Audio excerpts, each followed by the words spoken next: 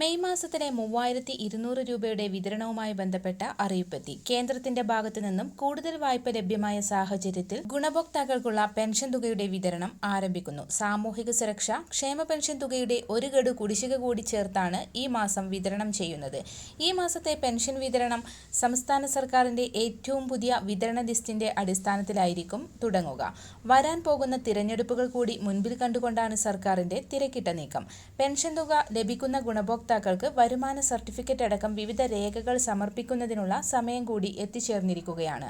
വാർഷിക മസ്റ്ററിംഗ്, വീടുകൾ കേന്ദ്രീകരിച്ചിട്ടുള്ള social auditing, ഇതോടൊപ്പം തന്നെ പെൻഷൻ പദ്ധതിയിൽ പരാതികൾ സ്വീകരിക്കൽ, അനർഹരായ ആളുകൾക്ക് സ്വയം പെൻഷൻ പദ്ധതിയിൽ നിന്ന് പിന്മാറുന്നതിനുള്ള അവസരം എന്നിവ ഉൾപ്പെടെയുള്ള കാര്യങ്ങൾക്ക് ഈ മാസം മുതൽ തുടക്കം കുറിക്കുകയാണ്. ഇത് സംബന്ധിച്ചിട്ടുള്ള തീയതികൾ വരുന്ന ആഴ്ച മുതൽ പ്രഖ്യാപിക്കുകയും മെയ് മാസം മുതൽ ഇതിന്റെ നടപടിക്രമങ്ങൾ ആരംഭിക്കുകയും ചെയ്യും.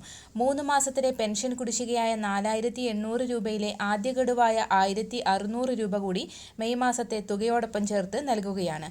വിവിധ മേഖലകളിലേക്ക് പുതിയ സാമ്പത്തിക വർഷം ആരംഭിച്ചതു മുതലുള്ള കുടിശ്ശികയടക്കമുള്ള ആനുകൂല്യങ്ങൾ വിതരണം ചെയ്യുന്നതിലേക്കായി സർക്കാർ കഴിഞ്ഞ ദിവസം മുംബൈ ഫോർട്ട് ഓഫീസിലെ ഇ-കുബർ പോർട്ടൽ വഴി കടമെടുത്തിരുന്നു. ഇതിനു പിന്നാലെ സഹകരണ ബാങ്കുകളുടെ കൺസോർഷ്യം രൂപീകരിച്ചും ഫണ്ട് സമാഹരിക്കൽ ആരംഭിച്ചു. മസ്റ്ററിംഗ് പൂർത്തിയാക്കിയിട്ടുള്ള എല്ലാ പെൻഷൻ ഗുണഭോക്താക്കൾക്കും തുക എത്തിച്ചേരും. ഇതോടൊപ്പം തന്നെ 2.5 വർഷത്തെ ഇടവേളയ്ക്കു ശേഷം റേഷൻ കടകളിൽ മണ്ണെണ്ണ വിതരണം ആരംഭിക്കുകയാണ്. ഈ മാസം 31-നകം വിതരണം തുടങ്ങാനാണ് തീരുമാനം. വരും ദിവസങ്ങളിലെ വാർത്തകൾക്കായി ഈ ചാനൽ സബ്സ്ക്രൈബ് ചെയ്യുക.